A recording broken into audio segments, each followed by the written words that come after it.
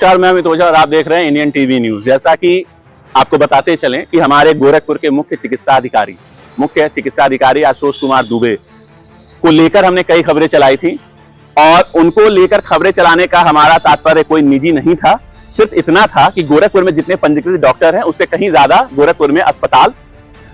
Pathology centre, ultrasound centre चल रहे हैं। लेकिन लगातार खबर चलने के बाद भी हमारे मुख्य चिकित्सा अधिकारी आशुतोष कुमार दुबे के कान पर कोई जू नहीं लेने वाली है, क्योंकि वो कुर्सी पर जो फेविकोल का मजबूत जोड़ होता है वो कुछ इस तरीके से फेविकोल लगाकर बैठे हुए हैं कि वो कुर्सी से उठ ही नहीं पा रहे हैं और इस नाते गोरखपुर में लगातार हादसे पर हादसे होते जा रहे हैं। बीते दिनों में आपको बताते चलें कि जो आपकी एक पैथोलॉजी थी खजनी में, जहां पे एक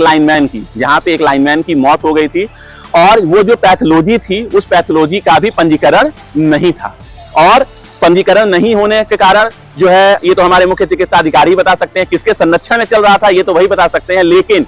अगर वो पंजीकरण ना होने के बावजूद अगर वो क्लिनिक नहीं चल रहा होता, वो पैथोलॉजी नहीं चल रही होती, तो शायद वो लाइनमैन आज जिंदा होता। इस घटना को बीते हुए भी 2 से 4 दिन भी नहीं हुए थे कि बीते दिनों बुधवार को पीपीगंज में जीडी मेमोरियल हॉस्पिटल में एक महिला की जो है फिर से मौत हो गई है। अब अस्पताल पंजीकृत है कि नहीं है ये तो मुख्य चिकित्सा अधिकारी बताएंगे, लेकिन आलम ये सोचिए कि जैसा परिजनों का दावा है कि महिला के हाथ में जो मृतिका है, मृतिका का नाम रंजीता था, महिला के हाथ में ट्यूमर था और ट्यूमर का ऑपरेशन करने के दौरान मृतिका की मौत हो गई और मृतिका की जब मौत हो गई तो उसके बाद जो उस अस्पताल का जो डॉक्टर था उसको अपनी कार में बैठाकर ये बोला कि हम गोरखपुर के किसी अच्छे हॉस्पिटल में लेकर जा रहे हैं, लेकिन रास्ते से ही उसने गाड़ी को घुमा के जो मृतिका थी उसके घर पे ले जाके गाड़ी को खड़ा किया, जिसके बाद मृतिका के परिजनों ने गाड़ी को भी रोका और ड्राइवर को भी रोका और उसके बाद मौके पे पुलिस को सूचना दी। मौके पे पुलिस पहुंची और उसने कार और ड्राइवर को कब्जे में लिया। लेकिन इसके बाद अस्पताल का जो संचालक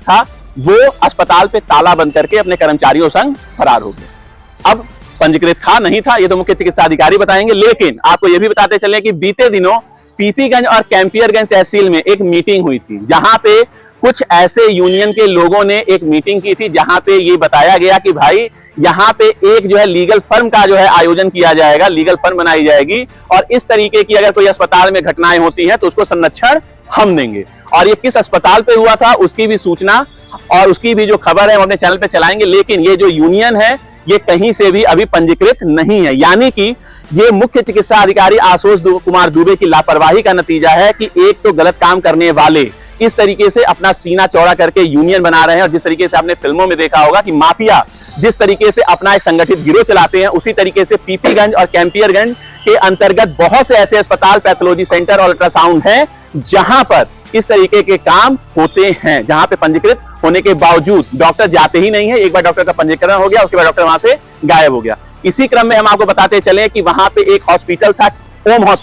हॉस्पिटल का एक मामला सामने आया था जहां पे प्रसव के दौरान एक बच्चे का सर धड़ से अलग हो गया था, लेकिन उस मामले को भी ले दे के मामले को दबा दिया गया और इसमें भी हमारा स्वास्थ्य विभाग अव्वल दर्जे पे आया। मामला मैनेज करने के मामले में हमारा स्वास्थ्य विभाग बिल्कुल आगे है, क्योंकि गोरखपुर में जितने डॉक्टर्स हैं उससे दुगना से ज्यादा अस्पताल, पैथोलॉजी और अल्ट्रासाउंड सेंटर चल रहे हैं और ये किसके संरक्षण में चल रहे हैं ये वीडियो देखने वाले और खबर देखने वाले बहुत अच्छे से समझ रहे हैं। लेकिन हम आपको ये बताते चलें कि मौतें होती रहेंगी, लेकिन हमारा स्वास्थ्य विभाग नहीं जानेगा और जान भी जाएगा तो जागेगा नहीं, क्योंकि भारत अब आज की डेट में 150 करोड़ की जनसंख्या वाला देश हो चुका है और हम चाइना से आगे निकल चुके हैं। तो अगर आबादी को कंट्रोल करना है तो इस तरीके के बूचड़ खाने ही इसको हम कहेंगे, क्योंकि जिन अस्पतालों का पंजीकरण नहीं है और वो चल रहे हैं तो वो बूचड़ खाने ही हैं जहां पे लाके मरीजों की हत्या की जा रही है और मरीजों को लगातार गुमराह किया जा रहा है। और इसमें सबसे ज्यादा खेल जो आपकी ब्लॉक की आशाएं हैं उनकी भी संलिप्तता है, उनकी भी लगातार मीटिंग होती है। इसी क्रम में अभी कुछ 2 दिन पहले जब हम पिपराइच पहुंचे थे वहां पर भी कुछ आशाएं जो कि सामुदायिक स्वास्थ्य केंद्र से जो पंजीकृत अल्ट्रासाउंड सेंटर किया गया है, जहां पे गर्भवती महिलाओं का मुफ्त अल्ट्रासाउंड होता है, वहां ना ले जाकर एक दूसरे अल्ट्रासाउंड सेंटर पर लेकर गई थी और वहां पे मौके पे 5 आशाएं थी, जहां से 3 आशाएं मौके से निकलकर भाग गई थी, 2 आशाएं मौके पर पकड़ी गई थी, जिसकी सूचना पिपराइच सामुदायिक स्वास्थ्य केंद्र पर दी गई थी। लेकिन उस मामले में भी कार्रवाई का आश्वासन मिला है। लेकिन आपको बताते चलें कि आज की डेट में हमारे बाबा रामदेव सबको योग सिखाते हैं, तरह तरह के आसन बताते हैं, लेकिन शायद एक आसन ऐसा है जो उन्होंने नहीं बताया है, लेकिन अधिकारी से लेकर नेताओं तक ने उस आसन को बिल्कुल अपना लिया है और उस आसन का नाम है आश्वासन। ये ऐसा आसन है जो अधिकारी से लेकर नेता तक हर व्यक्ति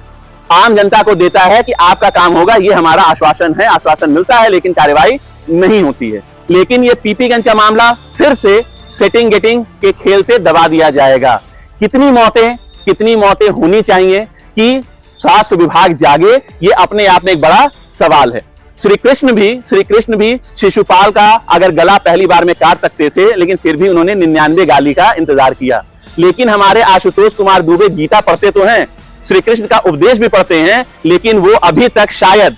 शायद शिशुपाल की 99 गालियां कंप्लीट नहीं हुई हैं। इसीलिए स्वास्थ्य विभाग अभी तक कोई कार्यवाही नहीं कर रहा है। हम भी ये देखना चाहते हैं कि आखिर वो 99 गालियां कब पूरी होंगी, तब हमारे आशुतोष कुमार दुबे जो गीता का पाठ करते हैं, कृष्ण का अवतार लेकर ऐसे अवैध अस्पतालों के खिलाफ कार्यवाही करेंगे। गोरखपुर से इंडियन टीवी न्यूज के लिए अमित ओझा की रिपोर्ट।